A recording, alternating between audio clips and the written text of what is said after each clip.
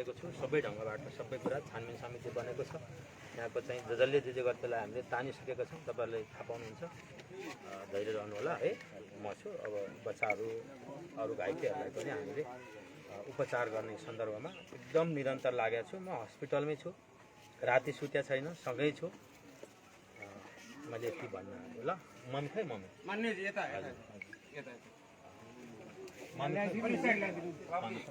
बोलाऊ न त्यो बोलाऊ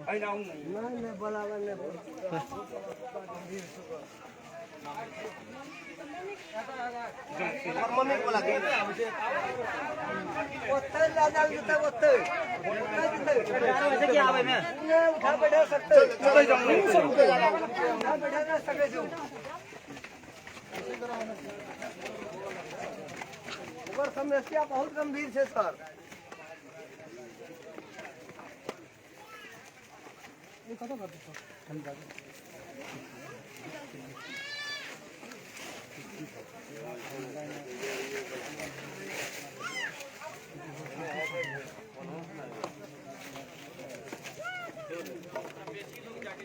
बेसी बड़ा नहीं जाना हो इतना काम घर के लोग नहीं जाना काम घर के लोग सब नहीं जाना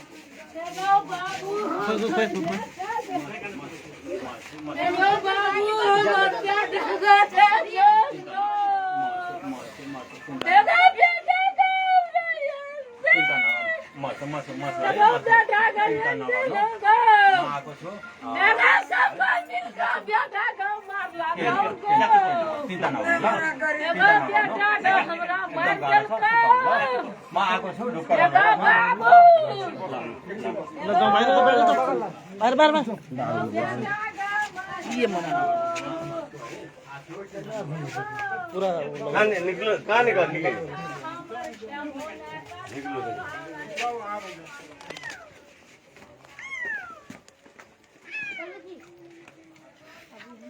दार्जिलिङ यतिखेर सुनसरी क्षेत्र नम्बर 2 का माननीय लाल विक्रम थापाज्यू हिजो भएको द्विपक्षीय झडपमा मृत्यु भएका ओमप्रकाश मेहताको घरमा आउनु भएको छ।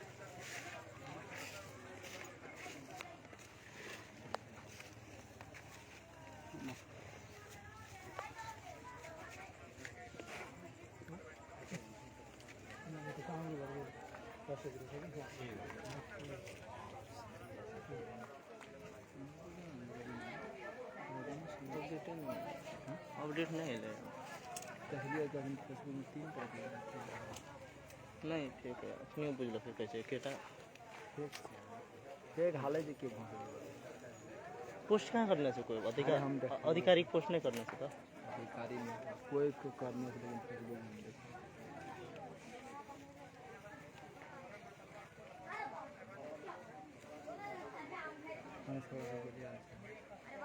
बहुत मैं तो बात में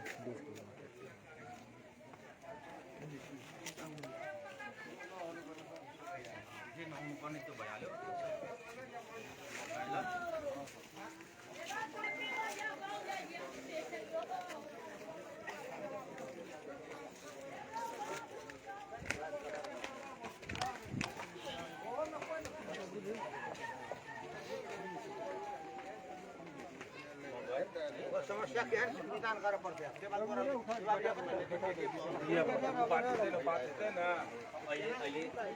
अहिले यहाँनिर केही कुरा नगरौँ म परिवारलाई भेट्न आएको छु बाँकी सबै कुराहरू मैले गरेको छु यहाँले सबै थाहा पाउने गरी गरेको छु अहिले उपचार सबभन्दा ठुलो कुरो बच्चाहरूको उपचारको लागि हामी एकदम लागेका छौँ त्यो घटनालाई निष्पक्ष छानबिन होस् भनेर एउटा समिति बनाएको छ तपाईँलाई थाहा छ गृह मन्त्रालय अन्तर्गत सरकारले समिति बनाएको छ अहिले योसँग सम्बन्धित तपाईँको चाहिँ सिडिओदेखि लिएर एसपीदेखि लिएर सबलाई हामीले चाहिँ तानिसकेको स्थिति छ र अहिले चाहिँ निष्पक्ष रूपमा छानबिन गर्नुपर्ने छ र मैले यहाँहरूलाई के निवेदन गर्न चाहन्छु भने अब घटना नघट्नु पर्थ्यो घट्यो मेरो भाइमाथि गोली चल्यो नचल्नु पर्थ्यो चल्यो होइन तर अब घटनालाई साम्य बनाउनुपर्छ अब किनभने हाम्रो घर यहीँ छ जग्गा जमिन यहीँ छ खेतीपाती यहीँ छ फेरि पनि हामीले यहीँ जिएर जिउनुपर्ने छ त्यस हुनाले घटनालाई साम्य बनाउनको लागि शान्त बनाउनको लागि यहाँहरू सबैले भूमिका खेल्नुपर्छ निष्पक्ष रूपमा एकैछिन निष्पक्ष रूपमा हामी यसलाई चाहिँ निष्पक्ष रूपमा यसलाई छानबिन गर्ने गरी समितिले भोलिबाट काम गर्छ 7 दिनमा प्रतिवेदन लिन्छ, त्यस पछाडि बाँकी कुरा हामी गर्छौँ तपाईँहरूसँग अनि सहकार्य गर्छौँ। प्रतिवेदन फेरि दिइसकेपछि त्यो तपाईँ गृह मन्त्रालयमा दिन्छ कि तपाईँहरूलाई दिन्छ, फेरि गृह मन्त्रालयमा अब के दियो उलट फेर के हुन्छ त्यो त हामीलाई थाहा हुँदैन। होइन, यो त्यस्तो सरकार होइन, यो त्यस्तो सरकार होइन, यो जेएनजी विद्रोहबाट आएको सरकार हो, युवाको सरकार हो, नागरिकको सरकार हो। त्यस कारणले गर्दा हामीले विश्वसनीय वातावरण बनाउनुपर्छ। मैले तपाईँलाई जे भनेको थिएँ, यो जुन जे संयन्त्रबाट यो घटना घट्यो त्यो संयन्त्रबाट हामी छानबिन गर्न दिँदैन भनेको थिएँ, त्यो सरकारले सुनिदिएको छ हाम्रो आवाज र त्यही अनुसार काम अगाडि बढेको छ। अब हजुर 2-3 बजे घटना अवस्था पुलिसको अगाडि भने मसमारले हानेको हिन्दूलाई त पुलिसले के पनि ठिक छ। मैले तपाईँले यति मात्रै भने अब अहिले के हुन्छ भने मैले अहिले यति मात्रै निवेदन गरेँ, छानबिन समिति गठन गरेर यसलाई उच्च स्तरीय छानबिन हदैसम्म जाने गरी जत्रोसुकै होस् उसलाई नछोड्ने गरी कारबाही गर्छौँ र यसलाई छानबिन समितिको प्रतिवेदनसम्म पुर्दिन म सबैलाई अनुरोध गर्छु। सबैजना पब्लिकको पनि चिज बुझाउनु पर्यो नि त। कति हो ए कहिले बगलला गरेर जाइछ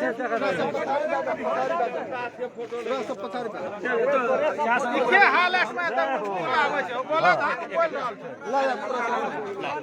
आमा बुवा दाजुहरू दिदीहरू सबैलाई नमस्कार छ। यतिखेर हामी एकदमै मर्माहित छौँ, किनभने मेरो भाइलाई हाम्रो भाइलाई गोली लागेर घटना घटेको छ। थुप्रो भाइहरू अहिले पनि अस्पतालमा छ।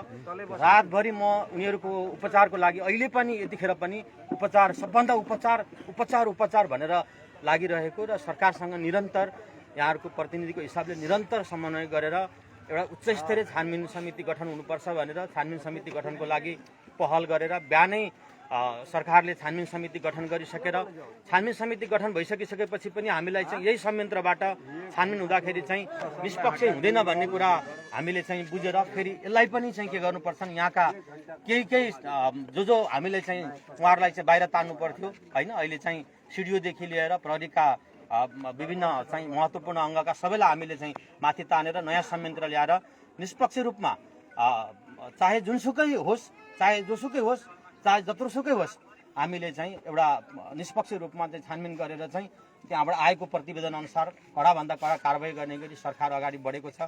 यद्यपि हामीले चाहिँ संयमता अपनाउनु पर्नेछ। सम्पूर्ण देवाङ्गनवासी तपाईँ हामी मेरा आमा बुवाहरू, किनभने हाम्रो खेती यहीँ छ, हाम्रो घर यहीँ छ, हाम्रो फेरि पनि समुदाय यही ओल्लो पल्लो हो, यी मिलेर गर्नुपर्ने छ नै। त्यस हुनाले गर्दाखेरि अब यसलाई चाहिँ घटनालाई कसरी शान्त बनाउन सकिन्छ, अगाडि बढ्न सकिन्छ, सरकारको तर्फबाट कानुनले दिएसम्म हामी निष्पक्ष रूपमा अगाडि बढ्ने सरकारको तर्फबाट र म एउटा यहाँको प्रतिनिधि तपाईँको छोरा तपाईँको भाइको तर्फबाट म यहाँ आएको छु। थाहा छ यस्तो अवस्थामा म आउनु हुन्थ्यो हुँदैन, त्यतिखेर कर्फ्यू पनि लागेको छ, आउनु हुन्थ्यो हुँदैन थाहा छैन, तर मेरो आमा रोइरहेको छ, मेरो बुवा रोइरहेको छ, मेरो सन्तान ढलिरहेको छ। म आज त्यसरी बस्न सकिनँ, जे हुन्छ म आउँछु भनेर आज आएको हो। म राति पनि आउनु हुँदैन थियो होला मलाई थाहा छ, तर म 1:30 बजे राति यहाँ आएर यो घटनास्थलमा आएर होइन जे हुन्छ होइन भनेर म आएर या घटनाको बारेमा काहीँ कतै केही फेरि होइन कसैलाई गोली लागेर कोही छटपटाइरहेको छ कि भनेर म आफै आएर मैदानमा आएको कुरा तपाईँहरूलाई मैले निवेदन गर्नै परेन, यहाँहरूलाई थाहा छँदैछ। र निष्पक्ष छानबिन गर्ने कुरा र कडाभन्दा कडा जो दोषी देखिन्छ उसलाई कारबाही गर्ने कुरामा हामी प्रतिबद्धता छौँ, सरकार प्रतिबद्धता छ। र मैले यति सन्देश राख्दै होइन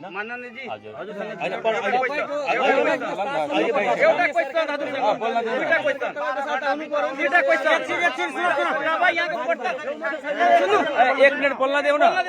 अब यहाँको प्रत्यक्षदर्शीले भनिरहेछ मदरसाबाट निस्केर आएर गोली मारेर भागो भने त्यो मदरसा किन अहिलेसम्म सिल भएन? आम पब्लिकलाई दुखिन्छ आर्मी परिचालन मदरसालाई किन घेर्नुहुन्न? जबकि मदरसाले मुसलमानले नेपालको संविधानले कहिले पनि मानेको शुक्रबार सार्वजनिक बिदा किन शनिबार किन दिँदैन? मैले शान्त रहन आग्रह गरेँ दाजु। र अर्को कुरो तपाईँलाई यहाँको हिन्दू समुदाय तपाईँले यहाँको हिन्दू समुदायलाई हतोत्साहित गर्नु यहीँ खेतीपाती छ कि मुसलमान आएर मर्दै गर्छ हामी छोडिदिन्छौँ? तपाईँमाथि यो तपाईँको सरकारमाथि आरोप हो। तपाईँले संरक्षण गरेको नत्र तुरन्तै अहिले 24 घण्टाभित्र त्यो छानबिन समितिको हतियार व्यवस्थापन गर्नलाई मदरसाबाट हतियार व्यवस्थापन गर्न छानबिन समिति आज किन गर्नु भएन? आज अहिले कहिले सिल गर्नु गृहमन्त्री सबै फुल पावर तपाईँहरू किन गर्नु भएन? किन गर्नु भएन? सिल गर्नु तुरन्तै एकदम राम्रो कुरो किन गर्नु भएन?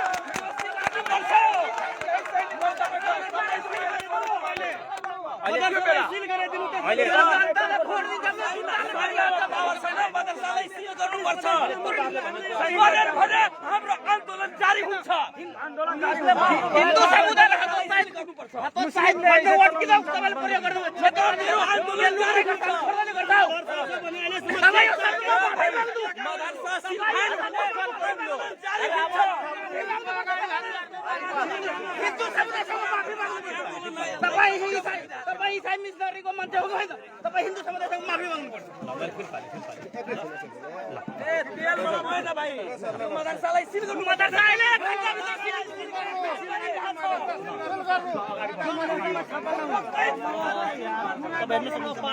जवाब नदिकन जाँदै हुनुहुन्छ। मान्नुजी कुनै जवाब पनि नदिकन जाँदै हुनुहुन्छ।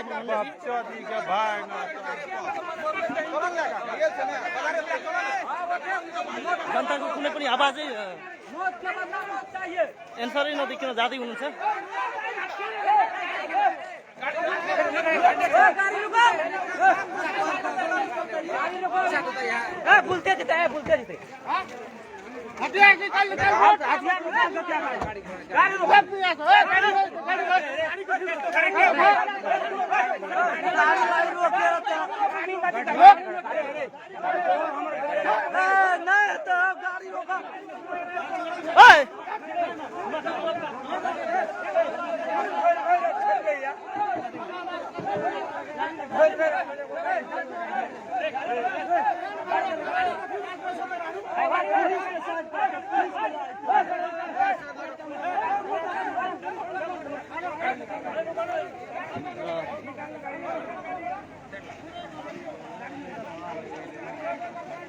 दर्शकबिन माननीय जनताको प्रश्नको जवाब नै नदिकन जाँदै हुनुहुन्छ। दर्शकबिन तपाईँ हेर्न सक्नुहुन्छ यो सुनसरी क्षेत्र नम्बर 2 का माननीय लाल विक्रम थापाजी हुँदै हुनुहुन्थ्यो।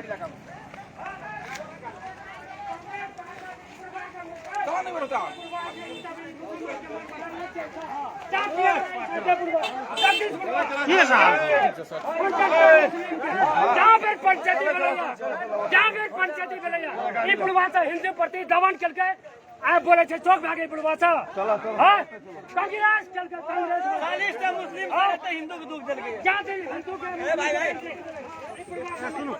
हमरा दुईटा साथी छौं। दू चार साथी हमरा से बोलबे कि हां बोलबे, हाईलाइट करू। हां हाईलाइट करू, बोलबे तरीका एकछिन ई पकड़ त।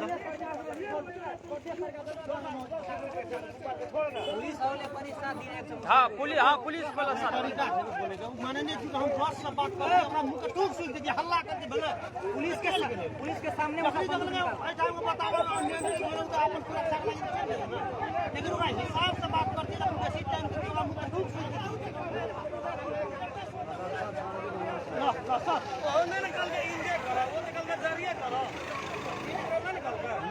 मेरो नाम चाहिँ धीरज मेहता हो। यो कप्तानगञ्जको घटना जुन बितेको हो हिजो, त्यो घटना फेरि आज जुन यो के भन्छ हतियार प्रहार भएर जुन एउटा साथीलाई घाइते बनायो, के अरे कुन हतियार थियो? हर्षा भन्ने हतियार थियो। हर्षा भन्ने हतियार जुन प्रहरीको अगाडिमा प्रत्यक्ष रूपमा जुन प्रहार गरियो र किटानका साथ कुन व्यक्तिले प्रहार गरियो त्यो हेर्यो पनि प्रशासनले। त्यहाँ उपस्थित सम्पूर्ण प्रशासनहरूले कुन व्यक्तिले प्रहार गरियो हतियार त्यो हेर्दा त्यो मान्छेले पनि नियन्त्रणमा लिएन। अर्को कुरा अनि यहाँका साथीहरू स्थानीयवासीहरूले भन्दै हुनुहुन्छ कि हातमा पुरा एकदम पारदर्शीले खुलेआम हतियार पिस्टल भन्ने हतियार बोकेर चाहिँ देखाउँदै त्रसित गर्दै जुन हिँडिरहेको छ प्रशासनहरूले हेर्दै त्यो कुराहरूलाई चाहिँ व्यवस्था किन गर्नुभएको? यसको मतलब प्रशासनहरूले प्रोत्साहन गर्न खोज्नुभएको। यो वातावरण यस्तो सिर्जना गर्नुमा विशेष पहल मलाई लाग्छ यहाँका प्रशासनहरूको पनि छ। किनभने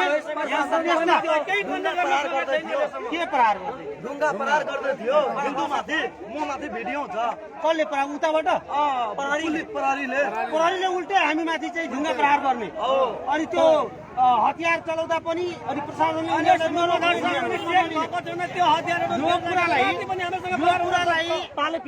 यो कुरालाई प्रधानमन्त्रीज्यू बालेन्द्र शाहले कुन रूपले लिनुभएछ?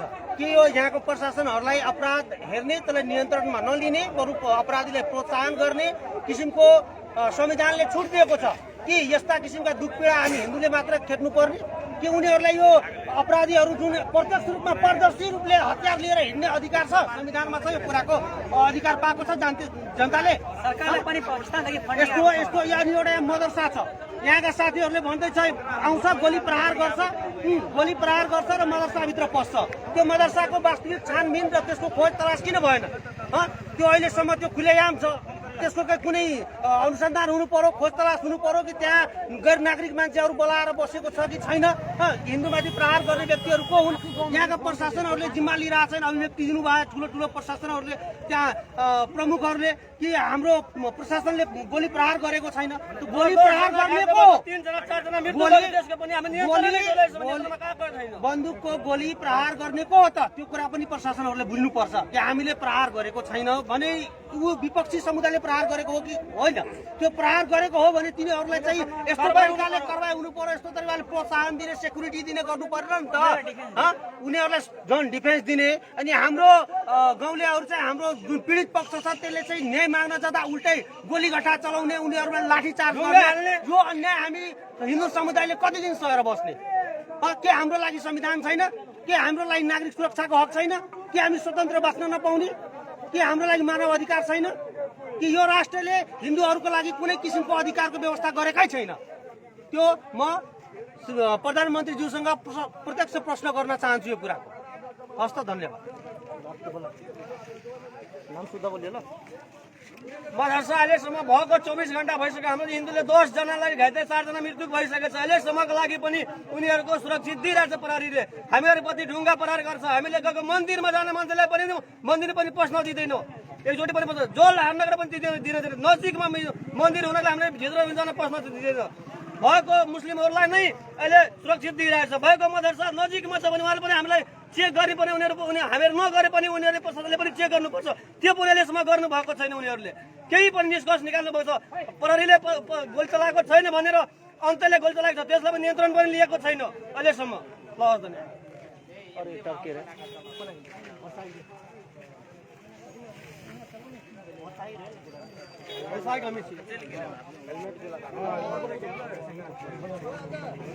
एकैछिन ल एकैछिन बाइट लेखेको छ मदरसा खन तक पुग्ने छ पुलिसो के ढुके छ मदरसामा मतलब यो सामान छ ए मदरसेमा खाना बनले सब खियाल के पुलिस सबके 40 घर मुस्लिम जो से हंगामा करके नॉर्मल बात है और हथियार के साथ फुल्ले हथियार लगा सबका तलवार फरसा वो रोड में पॉइंट वाला गो खाली को पॉइंट में लेकिन पुलिस सब पॉइंट वाला गो बोला जना कभी उठल हथियार लगा रे बड़ा रात भाग लखनी कलू हां सर उसने था कहना चाहिए ना सब खड़ा भेल रे बताओ हम भाग थोड़ा जेल करवाओ के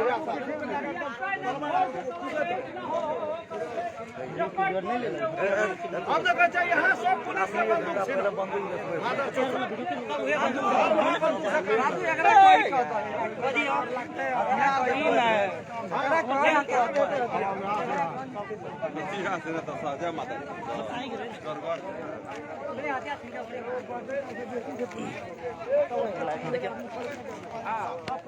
र दर्शकबिन तपाईँ हेरिसक्नुभयो यहाँ सुनसरी क्षेत्र नम्बर 2 का लाल विक्रम थापाजी जो मृतकको घरमा आउनु भएको थियो यहाँको स्थानीयहरूको प्रश्नको जवाब नदिकन यहाँबाट गइसक्नु भएको छ